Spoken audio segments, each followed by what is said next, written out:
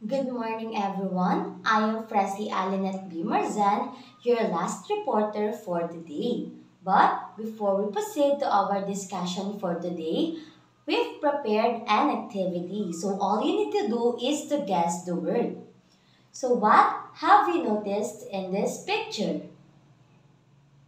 That's right, it is about lesson. How about this one?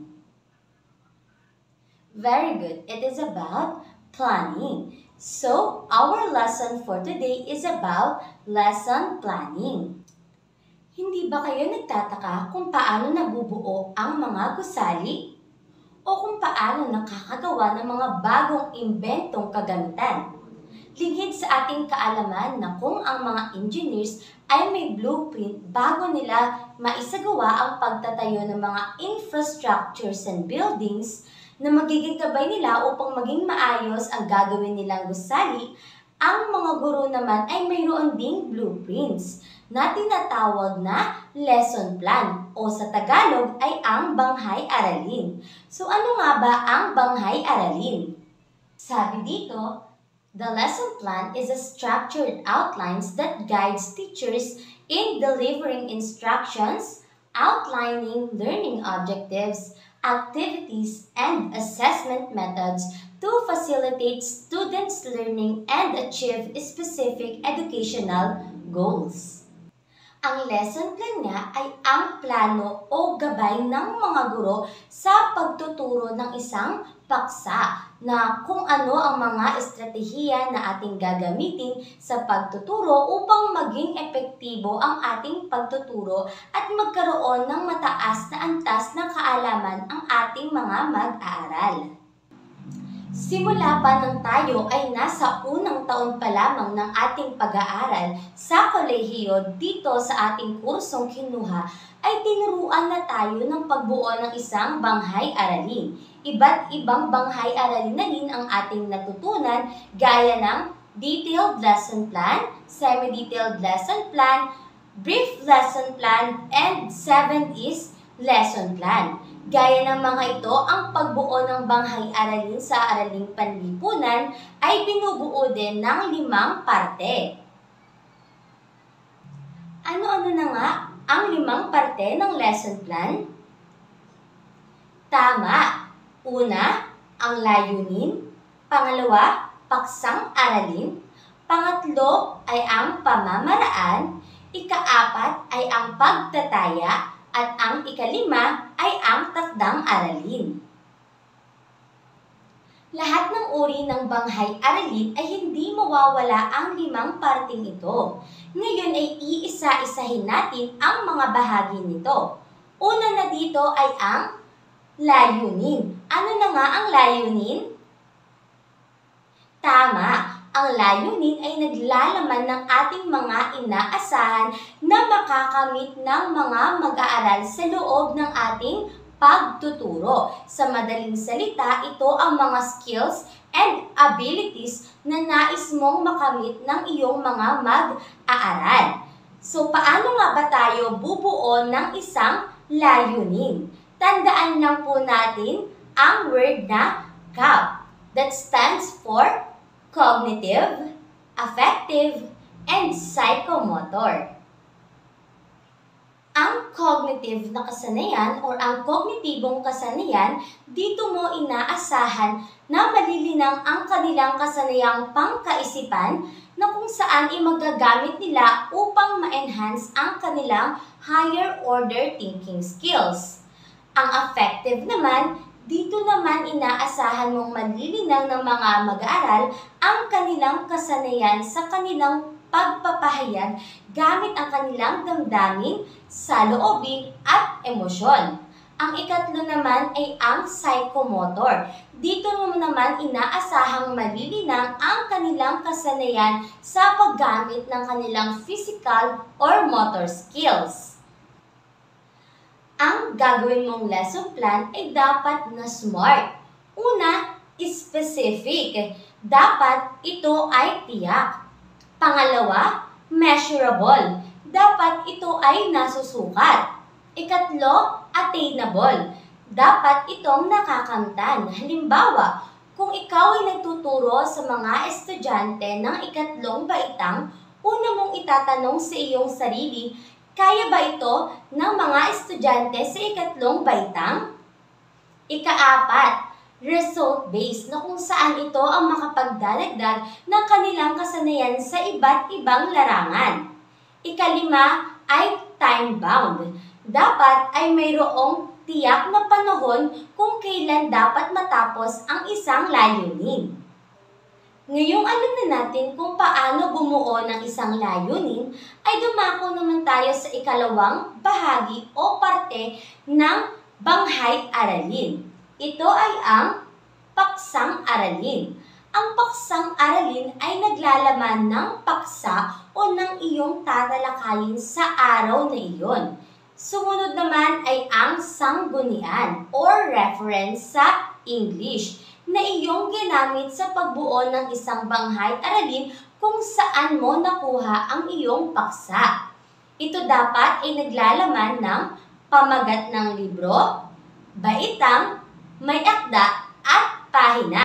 Tulad na lamang ng nasa halimbawa, Araling Panlipunan 4, Kagamitan ng Mag-aaral, Tagalog, Kagawaran ng Edukasyon, pahina 95. Kasama din sa bahagi ng paksang aralin ang mga kagamitan o mga materials na iyong gagamitin para maisakatuparan ang iyong pagtuturo. Pwede ang paggamit ng mga larawan, visual aids, video presentation, laptop o mga modelo. Dito din sa parte na ito makikita ang pagpapahalaga or values integration na kung saan hindi lamang knowledge and skills ang dapat nating maituro sa mga bata kundi pati na rin kung paano sila magpapahalaga sa sarili at sa ibang tao. Halimbawa, masiglang pakikilahok sa pangkatang gawain. Ngayong alam na natin ang mga bahagi ng paksang aralin, ay dumako naman tayo sa ikatlong bahagi ng paggawa ng banghay aralin. At ito ay ang pamamaraan. Ito na ang parte kung saan natin makikita ang magiging flow o ang pagkakasunod-sunod ng gagawin nating pagtuturo upang maisakatuparan ang itinakda nating layunin. Sisimulan natin ito sa panimulang gawain. Sa panimulang gawain, dito natin makikita ang mga gagawin mo bago ka dumako sa iyong paksa. Pwede itong simulan sa mga panalangin, pagtatala ng mga batang lumiban sa klase, o balitaan na kung saan pwede kang magtanong kung kamusta na ang iyong mga mag-aaral o kung ano-ano ang ginawa nila noong bakasyon. Dito din sa banghay aralin sa Araling Panlipunan ay mayroon tayong tinatawag na pagsasanay o ito ay motivasyon na kung saan isa ito sa pinaka-importante na parte ng banghay aralin dahil dito natin makikita o dito natin makukuha ang atensyon ng mga mag-aaral. Ang halimbawa na nga lang dito ay ang pagpapalaro, pagpapagawa ng activities na kung saan malilinang o makukuha natin ang kanilang atensyon.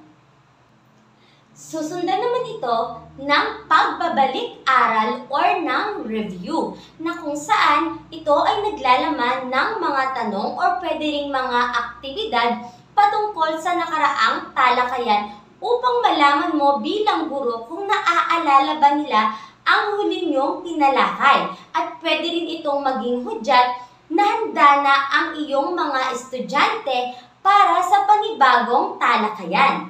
Halimbawa, kung ang nakaraan niyong talakayan ay patungkol sa mga planeta sa solar system, pwede mong itanong ano-ano ang mga planeta sa solar system or pang-ilang planeta ang ating mundo.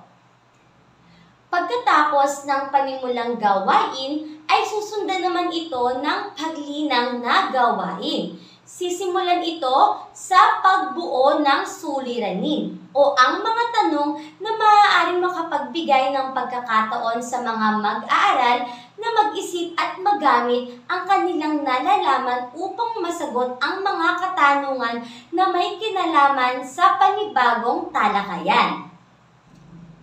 Susunod ay ang pananaliksik para magsiyasat ng mga mahahalagang konteksto na makapagpapalalim ng kanilang pagkakaunawa mula sa paksang kanilang pinag-uusapan.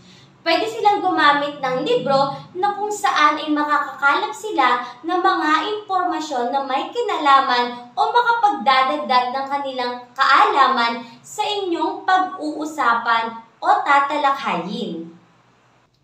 Dito din nakapaloob sa panglinang na gawain ang pangkatang gawain na kung saan ito ang mga aktibidad na kinakailangang gawin ng bawat mag-aaral sa tulong ng isa't isa. Huwag din nating kalilimutan na mayroon tayong iba't ibang uri ng mag-aaral.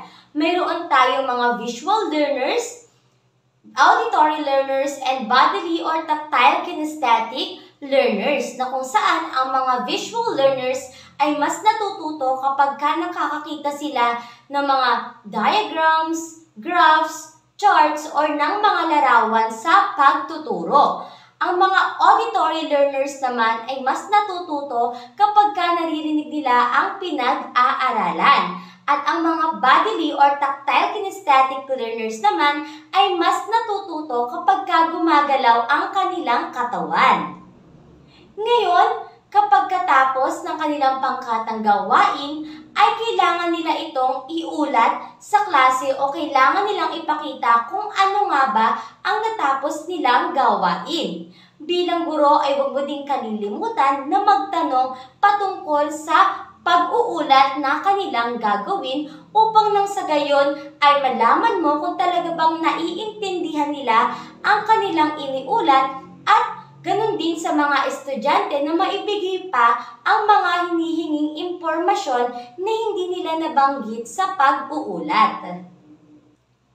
Pagtapos ng paglinang na gawain, ay susundan naman ito ng pangwakas na gawain. Ito ay ang parte na maaaring magkaroon ng pagkakataon ang guro at ang kanyang estudyante na magkaroon ng tanungan o mabigyan ng kalinawan ni teacher ang tinalakay na paksa. Una na dito ay ang paglalahat. Sa paglalahat, dito natin makikita ang mga tanong na pwedeng ibigay ng guro sa kanyang mga estudyante upang malaman kung nasundan nila o naintindihan ba nila ang kanilang tinalakay. Kasama pa din sa parte ng pangwakas na gawain ang paglalapat o aplikasyon. Dito na mabibigyan ng pagkakataon ang mga mag-aaral na mai-apply ang kanilang nalalaman, na kung saan pwedeng gumamit ang guro ng mga scenarios o ng mga bagay na maaari nilang makita o mai-apply sa totoong buhay. Halimbawa na nga lamang dito ay ang pagguhit ng globo o kaya naman ay pagtukoy sa ngalan ng mga kontinente. Pagtapos ng pangwakas na gawain ay pwede na tayong dumako sa ika-4 na parte ng paggawa ng banghay-aralin o ang pagtataya. Napakahalaga ng parteng ito ng banghay-aralin dahil dito mo na masusukat bilang guro kung mayroon bang natutunan ang iyong mag-aaral. Ang resulta din ng gagawin mong pagtataya o pagsusulit ang magiging gabay mo kung mayroon ka pang kailangang baguhin sa iyong pagtuturo, sa estratehiyang ginamit mo at kung sapat lang ang iyong ginawa upang ang mga mag-aaral ay matuto. Ang pagtataya ay naglalaman ng mga tanong na kinakailangang sagutin ng mga mag-aaral batay sa inyong ginawang talakayan.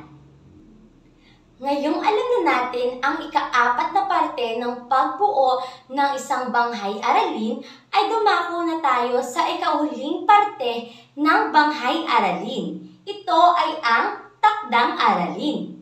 Ang takdang aralin or assignment ay ibinibigay ng guro kung kinakailangan pa ng mga mag-aaral na mapalalim pa ang kanilang kaalaman sa tinalakay na paksa O pwede din itong isang gawain na makapagbibigay sa kanila ng pagkakataon na pag-aralan ang susunod na talakayan kung ang lalabas sa kanilang pagtataya ay pasado. Maaari din silang magkaroon ng advanced knowledge nang sa gayon ay sa susunod na talakayan ay mayroon na silang kaalaman mula dito.